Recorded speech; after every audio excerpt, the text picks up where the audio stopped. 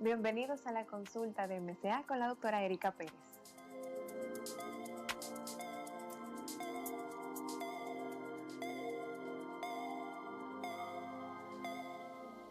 Bienvenidos a otro capítulo, a otro nuevo encuentro en este su espacio, la consulta de MCA con la doctora Erika Pérez. Mi especialidad es nutriología clínica y precisamente por eso hoy vamos a hablar sobre ese tema de una manera muy extendida, agradeciendo cada semana todos esos buenos comentarios, todo ese soporte que siempre nos dan con cada tema que discutimos y que tenemos un especialista. En esta oportunidad no tendremos ningún especialista, seré solamente yo quien voy a compartir con ustedes algunas inquietudes que recibo todas las semanas con relación a nutrición y obviamente este momento en el que nos encontramos por la pandemia por COVID-19. Para hacer algo interactivo, porque solamente estamos todos ustedes y yo en este encuentro, lo primero es hablar sobre qué ha pasado con el peso, no solamente hacia arriba, sino también hacia abajo. Y es que ciertamente desde los inicios de la pandemia, cuando en nuestro país comenzamos a hablar sobre esto en marzo de este año 2020, pues hablábamos sobre que la obesidad, el sobrepeso, representaba un factor de riesgo para infección por COVID-19. Sabemos también que se ha bajado mucho la guardia, ya no estamos...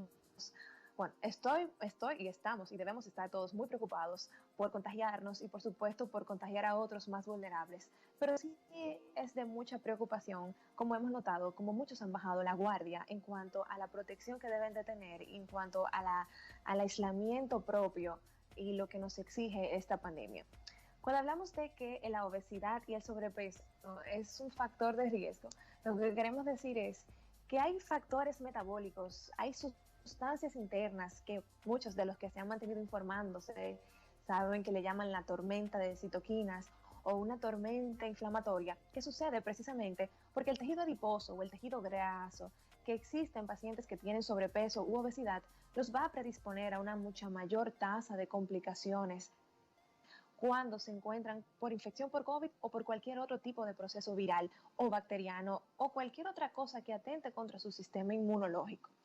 Y dándole un poquito de forma a esta parte, si vamos a las estadísticas, cuando veíamos estas grandes tasas de mortalidad, se hablaban de esos factores de riesgo, diabetes, hipertensión, obesidad, y la mayoría de los pacientes que tenían una mayor tasa de mortalidad, cuando revisábamos los estudios y podíamos hacer algún tipo de análisis porcentual a ver qué factores de riesgo tenían esos pacientes que morían, siempre resaltaba el hecho de que 40% de los pacientes que morían tenían diabetes, un 25 o un 30% tenía obesidad, un 20% o menos tenía hipertensión arterial, y así también otros tipos de enfermedades pulmonares, como la enfermedad obstructiva pulmonar o EPOC que conocemos comúnmente. Entendiendo todo esto, yo quiero fortalecer, por supuesto, la importancia de que nosotros hagamos un cambio en poder conseguir resultados en el control de peso. Y cuando evaluamos qué pudo haber tenido que ver con que en esta pandemia no solamente estuviéramos en un nivel de obesidad alarmante, porque sin dudas nos encontrábamos en una pandemia por obesidad muchísimo antes de que se avisara este tipo de situación, y lo que ha es empeorado definitivamente, estadísticamente hablando, la obesidad durante la pandemia. Si buscamos razones, vamos a encontrar muchísimas, empezando por el mismo hecho de que al encerrarnos nos predispusieron al sedentarismo, a la falta de ejercicio, al que tenía una buena rutina de ejercicios, pues ya no la tiene, la perdió, se cerraron los gimnasios, los parques ni siquiera ya resultaron tan seguros, y ciertamente sabemos todos lo difícil que es mantener un hábito, y al perder completamente la rutina, muchos, para no decir que la mayoría, no ha logrado enganchar nuevamente en esa rutina de actividad física que les permitía mantener cierto gasto de energía y así controlar el peso. Ni hablar de otros que todavía hoy en diciembre trabajan desde casa y que por tanto se ha alterado por completo esa rutina que tenían de alimentación saludable. En muchos casos todavía no hemos podido integrar las ayudantes del hogar en la casa, y definitivamente esto ha afectado nuestra alimentación, utilizando siempre servicios de comida por delivery que llevan a la casa o algún tipo de comida no saludable para resolver prácticamente esta situación tan complicada. O sea que razones tenemos muchas, y ni hablar del estado de depresión al que ha sometido este tipo de pandemia, en que siempre debemos de correlacionar nuestro estado anímico con nuestro modo de alimentación. A veces tengo pacientes en consulta que han hecho un montón de dietas, que han buscado muchas estrategias para control de peso y no necesariamente han buscado lo más importante, que es ese soporte emocional que los puede ayudar a verdaderamente organizarse y a realizar cambios en su estilo de vida de manera sostenible.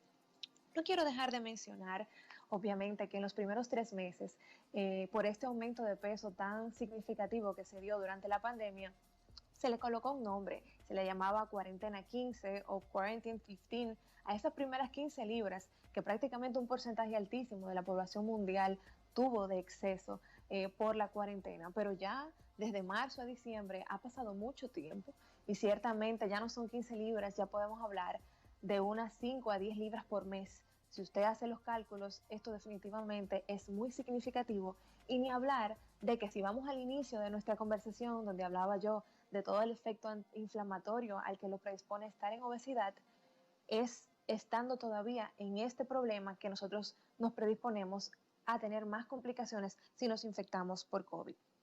Pero no quiero dejar de mencionar, porque no es mucho menos importante, pues todas esas personas que han estado sin trabajo, que han tenido mucha incertidumbre desde el punto de vista laboral y que por tanto no ha sido el exceso lo que se ha visto, no es que estamos haciendo recetas en la casa, no es que tenemos una gran disponibilidad de alimentos, sino todo lo contrario. Hay muchas personas que ciertamente están actualmente en una pandemia de hambre, en la cual no saben qué van a hacer, cómo van a resolver en el día a día, en el que tienen que resolver con lo que hay, para no decirlo de una manera más llana que esa.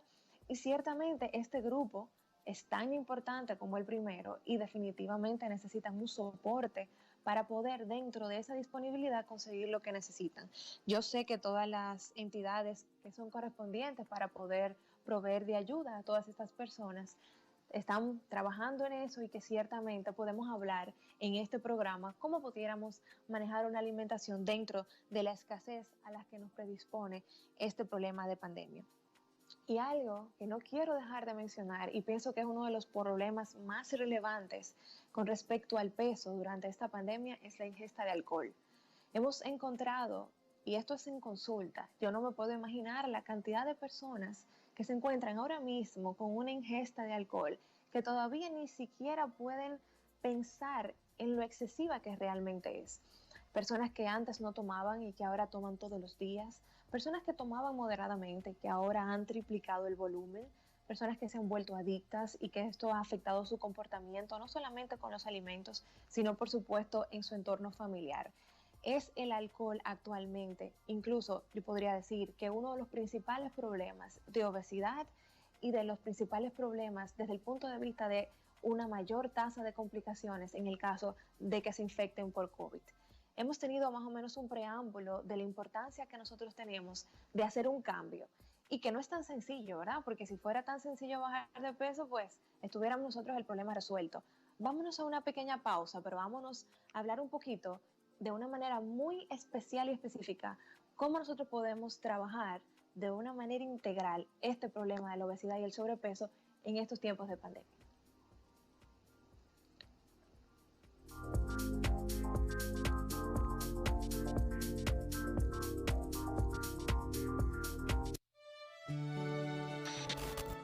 Esta Navidad, envíale un mensaje a los tuyos a través de saluditos@noticiassin.com. No importa dónde te encuentres, toma tu tableta o tu celular y envíale un mensaje cargado de amor a tus seres queridos. Aquí o en cualquier parte del mundo, tu mensaje será escuchado.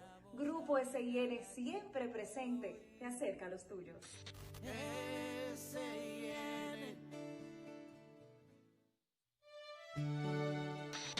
Estas Navidades, acércate a tu familia y a los tuyos.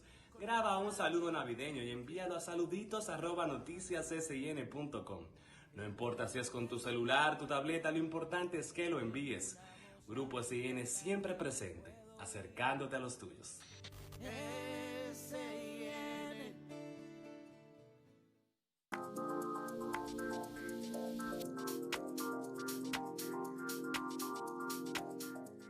Estamos de vuelta en la consulta de MCA, muy agradecida como siempre les digo cada semana por su sintonía. Recuerden que cada programa que tenemos aquí en este espacio lo pueden ver en las redes sociales de SIN 24 horas y también en @doctora.ericapérez. Ahí van a encontrar todos los videos que hemos hecho durante todo este año. Y recuerdo que cuando retomamos el programa de manera virtual, pues hablamos de COVID. Estuvimos aquí con muchos especialistas, hablamos con infectólogos, cardiólogos, psiquiatra. Hemos tenido, la verdad, que un banquete de información al respecto, pero no necesariamente nos detuvimos a hablar sobre el impacto de la alimentación en esta pandemia por COVID, cuando sí fue muy alarmante, y vamos a decir, sí pudimos recibir toda esa avalancha de probables remedios, de probables alimentos puntuales que podían tener algún tipo de impacto. Antes de la pausa hablaba sobre la importancia de nosotros conseguir un buen peso para prevenir el COVID, pero también para prevenir enfermedades, porque ese es el objetivo de tener un peso saludable, no predisponernos a la diabetes, a la hipertensión, al hígado graso y a muchísimas otras condiciones. Finalmente, el objetivo de este programa es, vamos a poner sobre la mesa cuál es la situación y qué podríamos hacer al respecto. Lo primero es entender que cuando estoy en obesidad o sobrepeso, estoy en una enfermedad que me predispone a un estado inflamatorio. Y como tal, la enfermedad por COVID o cualquier otro tipo de infección es inflamatorio también. Y ciertamente se detonan una serie de sustancias bioquímicas que van a empeorar todo el cuadro. Para no detenerme de una manera muy extensa en toda la parte bioquímica y todo lo que sucede por lo que nosotros tenemos que perder peso, sí me quiero ir mucho más aterrizada a la realidad. Y es que muchas personas han estado suplementándose durante este periodo. Algunos han hecho cambios en la alimentación. Hemos encontrado pacientes que han tenido una buena pérdida de peso, que han aprovechado la coyuntura de que no están saliendo tanto, de que hay muchos menos restaurantes, de que tienen un mayor control de lo que comen en la casa para hacer buenos cambios. Pero esta población sigue siendo la minoría. La mayoría de los pacientes lo que ha hecho es complacerse, definitivamente estamos en un momento de incertidumbre, la mayoría ha dejado de hacer ejercicios y en muchos casos esto ha hecho que se debute o que se resalten muchísimas cosas que no se habían manifestado. No es ni uno ni dos los pacientes que han debutado con diabetes, que han debutado con hipertensión, que tienen algún trastorno a nivel renal en los riñones, y todo eso obviamente es algo que ha florecido durante esta pandemia. Dentro de los suplementos que he encontrado más frecuentes, no voy a dejar de hablar de la vitamina D. Yo creo que es muy claro, hay una relación muy directa entre vitamina D y nuestro sistema inmunológico. Y es que cuando la vitamina D está baja, tenemos una mayor predisposición a infecciones. Pero también es cierto que la mayoría de los pacientes con obesidad tienen vitamina D baja. Y por supuesto, hay algunos otros pacientes que tienen vitamina D baja por razones múltiples y nunca en su vida se la han monitoreado o simplemente no tienen acceso a hacer este tipo de pruebas. El asunto es que la vitamina D es una vitamina liposoluble y les voy a hablar de otros suplementos que han estado utilizando para que puedan hacer cierta comparación. Cuando hablo de que es una vitamina liposoluble, me refiero a que el consumo de este tipo de sustancia se puede depositar en los tejidos y no es, a diferencia de otras como la vitamina C, que el exceso se va a eliminar por la orina. El cuerpo va a asumir lo que necesita y el resto lo elimina. La vitamina D no sucede así, por lo que ya ha pasado mucho tiempo, si en el caso de que usted se esté suplementando, y es importante que usted empiece a monitoreársela. Y si no la está tomando, pues es el momento de que la considere. No conseguimos suficiente vitamina D a través de los alimentos. La principal fuente de vitamina D es a partir de la exposición solar y es ciertamente no recomendado tomar sol, no solamente por un tema de que debemos de mantenernos en casa, sino que la exposición solar a nivel dermatológico pues nos predispone a manchas, a cáncer de piel, melanoma y muchísimas otras alteraciones que no son para nada deseadas en esta búsqueda de cubrir requerimientos nutricionales, en este caso vitaminas. Para las personas que toman multivitamínicos, siempre les hago la salvedad que un multivitamínico es una serie de vitaminas y las vitaminas y minerales también son micronutrientes. Cuando hablo de micronutrientes me refiero a que es una microdosis lo que usted necesita diariamente para cubrir el requerimiento diario. Es por eso que la vitamina D que se encuentra dentro de un multivitamínico no me va a cubrir una deficiencia de vitamina D. O sea que es muy importante que nosotros no consideremos la vitamina D que se encuentra en los multivitamínicos como el soporte en caso de necesitar suplir una deficiencia. Lo otro que es muy importante es otro tipo de sustancia mineral, en este caso el zinc. Se hizo muy de moda, en tendencia, todo el mundo tomando zinc, porque supuestamente cuando la hidroxicloroquina era el medicamento de primera línea, tenía una mayor absorción. Sabemos también que hay una relación entre un zinc deficiente y un sistema inmunológico deprimido, y pues ciertamente las personas se tienden a suplementar con zinc, pero lo que quiero decir es, los alimentos de uso cotidiano, carnes, verduras, son ricas en zinc. Es muy fácil yo conseguir en alimentos esa microdosis, porque es un micronutriente que yo necesito para cubrir las deficiencias.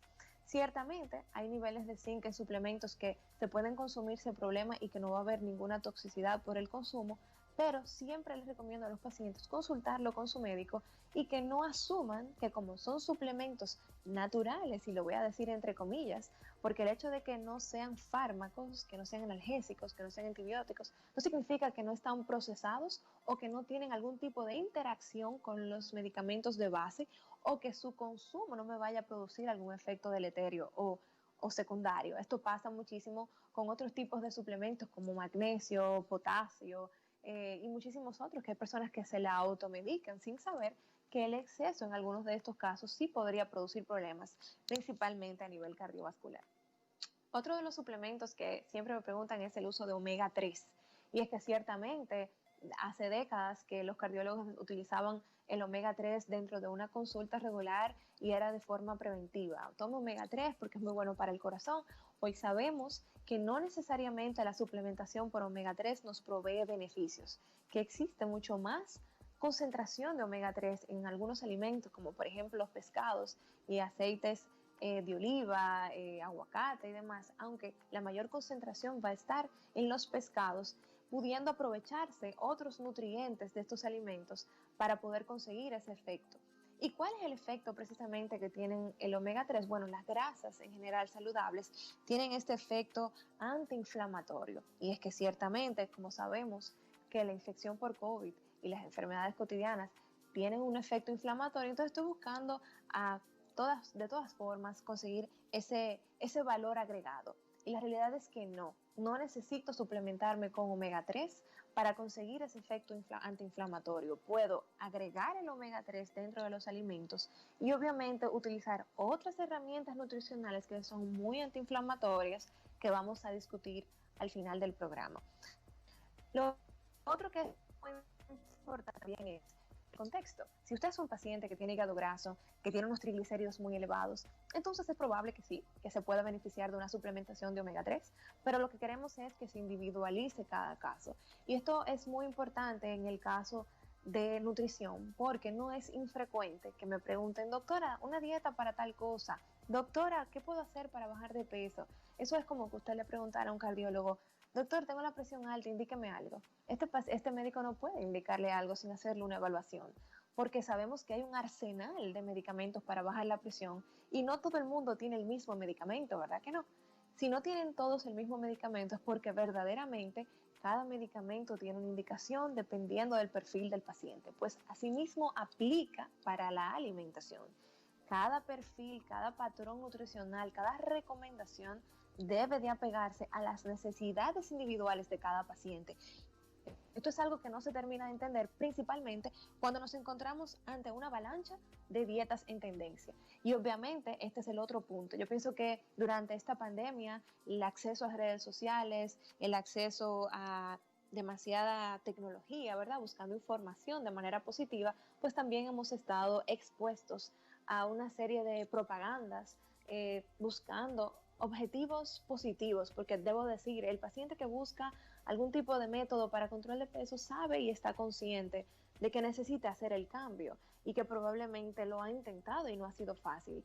Lo que queremos decirle es, tiene que evaluarse de manera integral. Cuando me refiero a la palabra integral, yo digo, tiene que incluir todos los elementos de su entorno. No puede pensar que el control de peso es esencialmente un ajuste de una dieta, un ajuste de unos alimentos, porque no vamos a ver resultados sostenibles a largo plazo.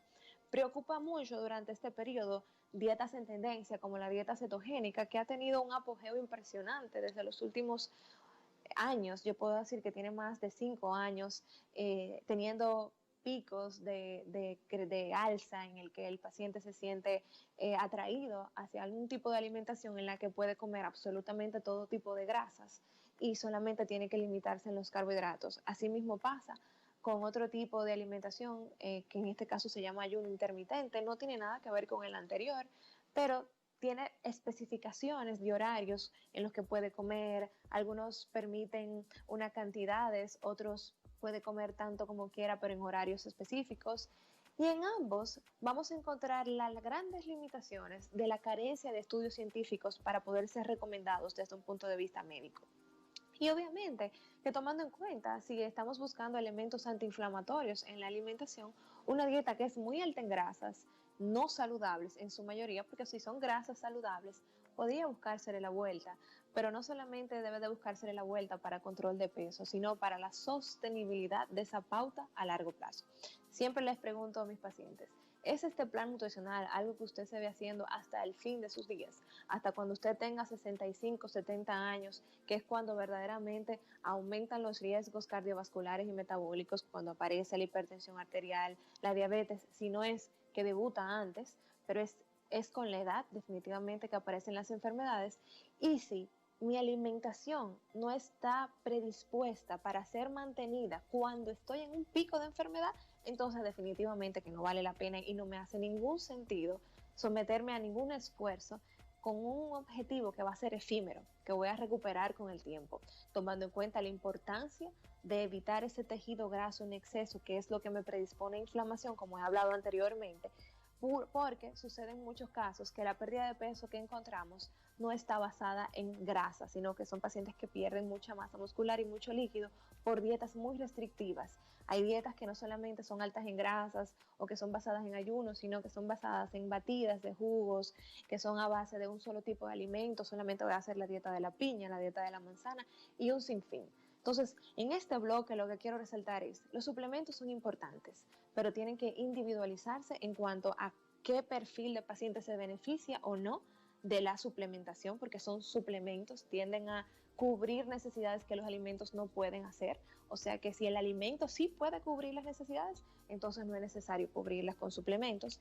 Y obviamente el tema de entrar como en un punto de concientización con las dietas tendencia, pensando siempre en la prevención de enfermedades y que como por resultado añadido, pues me va a dar esos objetivos de pérdida de peso.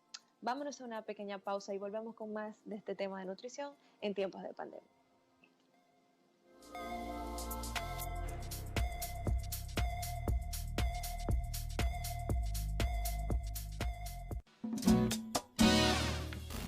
Gracias a Noticias SIN por permitirnos darle las felicitaciones en este tiempo que se avecina, donde debemos de acercarnos uno al otro en salud, en bendición y en mucha paz y en oraciones principalmente, para olvidar todo lo del 2020 y tengamos un mejor año 2021.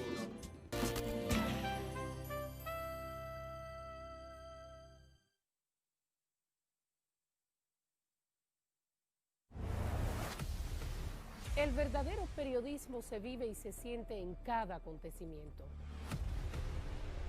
No tiene restricción de tiempo ni lugar. Esa entrega, ese trabajo con rigor en equipo, se vive 24 horas al día.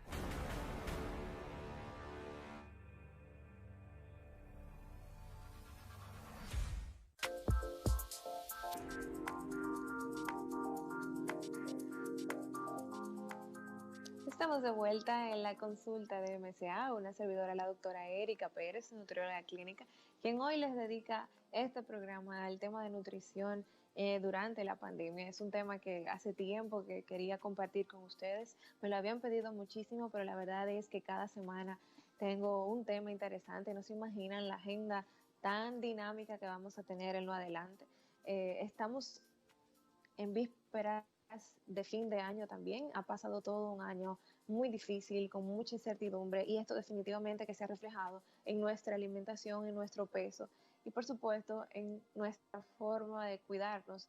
Y ahí voy a detenerme para hablar de que una de las principales razones por las que hemos notado esta mayor tasa de obesidad o estos descuidos en los controles de presión arterial, de glicemia, de ácido úrico, función renal, tiene que ver con que en muchos casos se ha espaciado la visita al médico. Hemos decidido no visitar al médico por evitar los aglomeramientos, las aglomeraciones, perdón. Hemos evitado ir porque sabemos que no hemos estado haciendo lo que de pronto el doctor nos sugirió que hiciéramos. Hemos estado en una situación tan difícil, no solamente desde el punto de vista emocional, sino también económica, que en muchos casos los pacientes han podido suspender su medicación de uso regular, no asistiendo a las visitas periódicas. Tengamos en cuenta que no sabemos cuándo es que esta situación va a mejorar por completo. La palabra incertidumbre la voy a poner en mayúscula para decir que nadie le puede decir esto va a terminar en tal momento, porque el comportamiento del virus es ciertamente algo que no conocemos y que en el día a día es que nos vamos empapando cada vez más sobre las estrategias de control, de tratamiento y obviamente de prevención. Entonces, en ese sentido, este es el momento de nosotros empezar a tomar otras cartas en el asunto. Hablábamos de la importancia de controlar el peso por la inflamación a la que nos predisponía la obesidad y el sobrepeso, pero también no puedo dejar de mencionar la importancia del ejercicio. Y es que ciertamente entiendo que para muchas personas hacer ejercicio en la casa resulta sumamente aburrido o no es una dinámica posible, la interacción familiar se lo impide, antes iba al gimnasio y le gustaba más esa dinámica o iban al parque. Es el momento de buscar la forma de entrenar. Sea que usted camine en la casa por intervalos, sea que si tiene una escalera lo haga, sea que decida ya definitivamente ir al parque con sus hijos o sin ellos, o sea, tiene que buscar la manera de hacer algún tipo de actividad física porque definitivamente esto va a ayudar considerablemente con el proceso antiinflamatorio al que nosotros nos referimos, además de toda la liberación de endorfinas que esto nos ayuda para manejar la situación emocional en la que nos encontramos. Y todo esto va a promover ciertamente que usted pueda cooperar con esas recomendaciones nutricionales que vamos a discutir. Lo más importante cuando nosotros hablamos del seguimiento con el médico es esa serie de análisis de sangre que se hacen para nosotros definir cuál es la alimentación que a usted debe de recomendársele, si debemos de tomar en cuenta el aporte de fibra, que realmente en cualquier caso es la fibra uno de los principales elementos antiinflamatorios. Miren que hablábamos anteriormente sobre el valor del omega 3 y por lo que muchas personas se estaban suplementando y yo les decía no, lo ideal es que ustedes se suplan el omega 3 a partir de los alimentos. Y es que ciertamente la fibra en este caso tiene ese valor antiinflamatorio. Y cuando hablamos de fibra no nos referimos a la fibra que venden como fibra, sino a que las frutas son ricas en fibra, principalmente si son en su cáscara, no en jugo, no en batida, no colada, no en mermelada, sino la fruta entera como tal, lo menos procesada posible. Las verduras también, las crudas, pero también las hervidas en un tiempo de cocción breve, pues conservan el mayor aporte de fibra y micronutrientes, vitaminas y minerales que ciertamente forman parte de todo este arsenal antiinflamatorio al que le podemos proponer. No queremos, vamos a decir, que proponer una dieta específica, pero sin duda hay patrones nutricionales que han demostrado muchos beneficios, como la dieta mediterránea o la dieta DASH, DASH, que son siglas, para hablar de abordajes dietéticos para detener la hipertensión arterial. En los dos perfiles, y son perfiles de alimentación que resaltan por la gran cantidad de pacientes a las que se le ha instaurado y se han podido evaluar en el tiempo, tanto en la sostenibilidad como en sus efectos, en el colesterol, en la presión arterial, en el azúcar y en muchísimas otras áreas. Entonces, tomando esto en cuenta, sabemos que ciertamente promover el consumo regular de frutas y vegetales va a darnos beneficios. La fibra también está en los cereales integrales. Y cuando hablo de cereales integrales me refiero a arroz integral, pan integral, pasta integral, trigo, avena integral, que en su tendencia van a tener un mayor aporte de fibra si son integrales. Pero ¿qué pasa? La realidad en nuestro país es que la mayoría de los productos que nosotros compramos como integrales no lo son. Y esto es una realidad que no quería dejar de mencionar porque una de las mejores herramientas que nosotros podemos utilizar para saber si un alimento tiene o no fibra, no es ver la parte de fibra de los números de la etiqueta nutricional, sino si el cereal es integral, entonces el primer componente en la lista de ingredientes que está en esa etiqueta nutricional debe de decir harina de trigo integral o avena integral o el producto que sea integral, o sea, debe de tener ese primer componente porque la lista de ingredientes está organizada de una forma en que el primer ingrediente representa el componente de mayor proporción de todo el producto y van en orden descendente, de mayor a menor. Si tenemos harina integral en uno de los ingredientes finales, entonces sabemos que la mayor cantidad del producto pues no es integral. Es importante que ustedes se fijen para que empiecen a depurar un buen producto, y esto es muy importante principalmente en el contexto de pacientes con diabetes, donde ciertamente la harina blanca, la harina refinada, tiene un impacto considerable en los controles de glicemia y necesitan el aporte de fibra para poder encontrar un mejor balance y un mejor control en sus perfiles de glucosa. Otro tema que es muy importante es que cuando nos encontramos ante algún tipo de infección, y esto no es para nada menos importante, en nuestro país siempre que hay periodos de gripe o influenza, o si usted tiene infección por COVID, usted altera la forma en la que usted come, porque hay pérdida de apetito. Esto es completamente secundario y normal a un proceso infeccioso, porque pierde el paladar, pierde el gusto, pierde el olfato, y todo esto va a tener relación con cómo usted percibe los alimentos. Ciertamente, este cambio en la alimentación no tiende a favorecer el proceso de recuperación de la infección y mucho menos lo predispone a una organización en su alimentación. Nosotros tendemos a hacer jugos o hacer sopas calientes o hacer sancocho o cualquier tipo de comida caliente, porque se entiende que la temperatura caliente tiene un impacto en el virus, en el microorganismo que tengamos.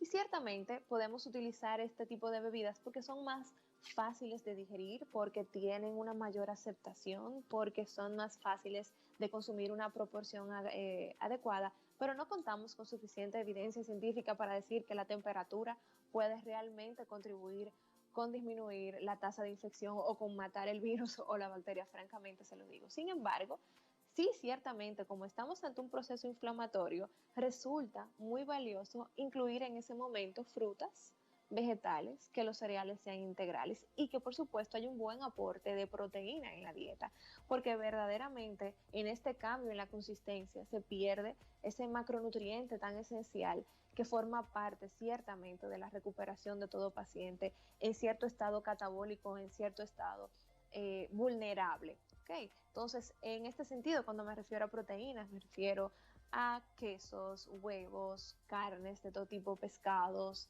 yogurt. Todas esas son fuentes de proteína que debo siempre de considerar como parte integral de una alimentación equilibrada. Para no pensar que cuando tengo COVID o cualquier tipo de infección es una sopa caliente lo que debemos de utilizar, en lo absoluto. Debo de tratar de migrar esa alimentación que debe de ser equilibrada de base, aunque la modifique en consistencia y utilice otros tipos de recetas para una mayor aceptación, debo de mantener el balance, principalmente en un estado tan vulnerable. Me gustaría hablarle de las principales recomendaciones que existen actualmente en las diferentes entidades internacionales para manejar el COVID y cualquier tipo de infección, y cuáles son esos aportes que estos alimentos pueden darles. Vámonos a una pausa y volvemos con más para estas recomendaciones.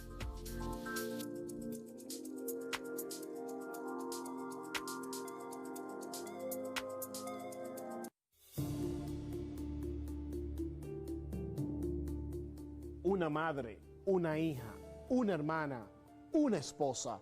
Es un amor especial y único que solo puede ser devuelto con amor real. Tengo el privilegio de vivir ese amor con todas.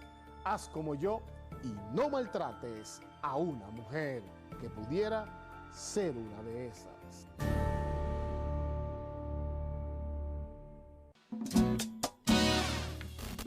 Buenas tardes, saludo especial para toda la familia de SIN, saludos desde Punta Cana, le mandamos un saludo y una feliz Navidad para toda mi familia en San Pedro de Macorís, deseando un próspero año y muchos besos para todos y abrazos, especialmente a mi madre, Lidia Isabel Turbí, y a mi hermanito Kendrick, besos y abrazos.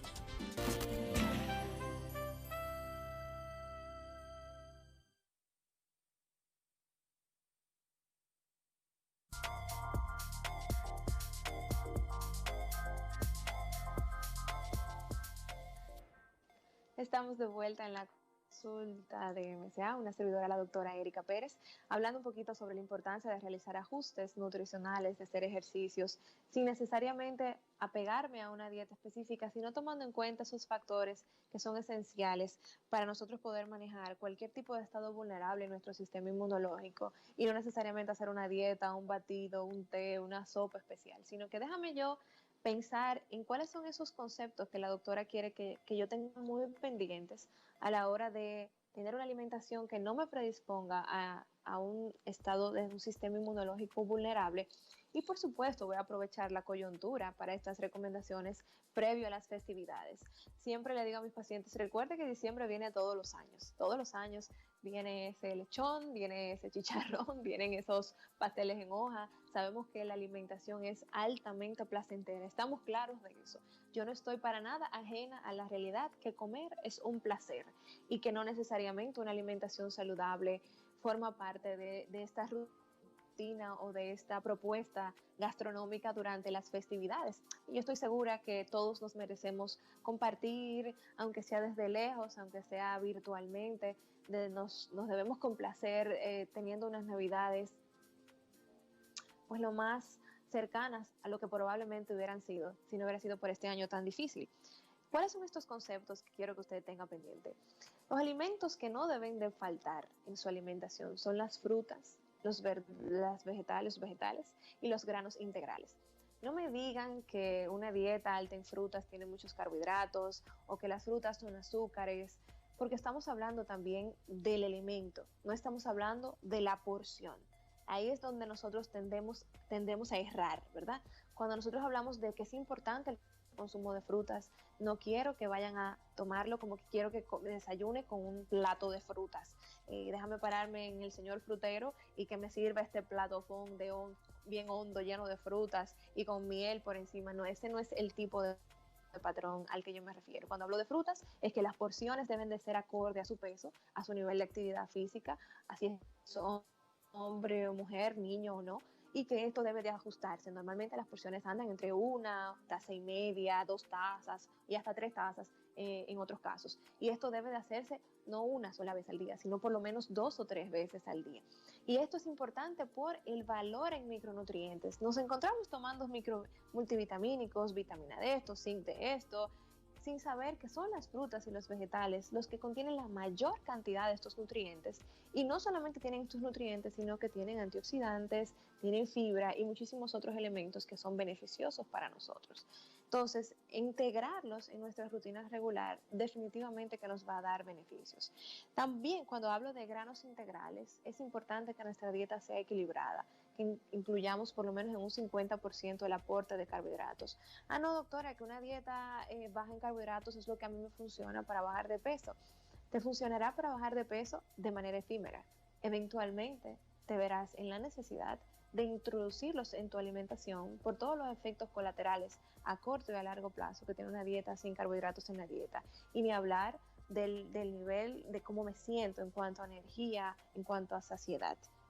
Hablemos también de limitar los alimentos procesados, estas cajas de cereales, estos galletitas, granolas, alimentos preempacados. Tenemos que buscar la manera de limitar el consumo de esos alimentos e involucrar mucho más aquellos que son más naturales y que nos benefician más. También el consumo de carnes, principalmente carnes rojas. Cuando hablo de carnes rojas me refiero a carne de vaca, a cordero, chivo. Son carnes que ciertamente tienen un mayor nivel en grasas saturadas y que por tanto ese valor inflamatorio hay que disminuirlo, no necesariamente eliminarlo. Podemos consumir de todo, el tema es la porción y obviamente qué tan frecuente lo introduzco. No es infrecuente cuando hacemos una historia nutricional que el paciente diga, bueno, yo como carne roja por lo menos 4 o 5 veces a la semana. Idealmente que no sea más de 1 o 2 veces por semana, que incluya otras carnes más magras, con menor concentración de grasas saturadas y que por supuesto se integre una mayor proporción de pescados en la dieta por lo menos 3 veces por semana. No es infrecuente tampoco que me digan, ay doctora, a mí no me gusta el pescado, no me gusta cómo sabe, no me gusta cómo lo preparan, es costoso el pescado. Entonces, buscando un punto medio, recordemos también que pudiéramos utilizar fuentes de proteína vegetal, en este caso granos como habichuelas, garbanzos, lentejas, guandules, para cubrir necesidades de proteína, y estos días podrían hacerse sin carnes, por lo menos 1 o 2 veces por semana. Sería una herramienta ideal en el caso en el que comer pescados no sea una opción para usted, sea por preferencia, por acceso o por alergias incluso, que tiende a suceder. Limitar el consumo de sal resulta importantísimo, no solamente en el contexto de la sal que yo agrego, sino también en la sal que contienen todos los alimentos procesados, porque la sal es el conservante por excelencia. Todo lo que viene empacado, todo lo que viene enlatado, tiene sal, y es importante que nosotros disminuyamos el valor en sal. Un pequeño tip para que puedan saber si un producto es alto en sal es que evalúen que el nivel de sodio siempre sea menor que el nivel en calorías. Eso les puede dar una buena idea de si un producto es alto en sal o no. Recuerden hidratarse adecuadamente, tomar buena cantidad de agua. Esto depende principalmente de cada persona, pero 2 a 2.5 litros al día es una buena proporción. Y no dejen de buscar qué hacer de ejercicios. Les voy a dejar de tarea definitivamente que hagan una lluvia de ideas y que piensen, ¿qué ejercicio yo puedo integrar en mi rutina? Necesito hacer por lo menos 150 minutos de ejercicio cardiovascular a la semana, que podría agregar pesas o no. Y eso ciertamente me va a proveer beneficios. Este tiempo yo lo puedo dividir varias veces a la semana, no lo debo de hacer todo en un mismo día, Y esto definitivamente que le va a proveer beneficios sin necesariamente apegarse a ningún tipo de patrón dietético, porque vuelvo y digo, mis cambios deben de ser sostenibles a largo plazo. Espero que este programa, que pasó volando, les haya servido de mucho soporte para sacar ciertas tendencias, para afianzar otras que son realmente con un poco más de evidencia científica, y que me generen sus inquietudes, que de ahí nosotros generamos mucho contenido para compartir con ustedes. Nos vemos en una próxima entrega de la consulta de MCA.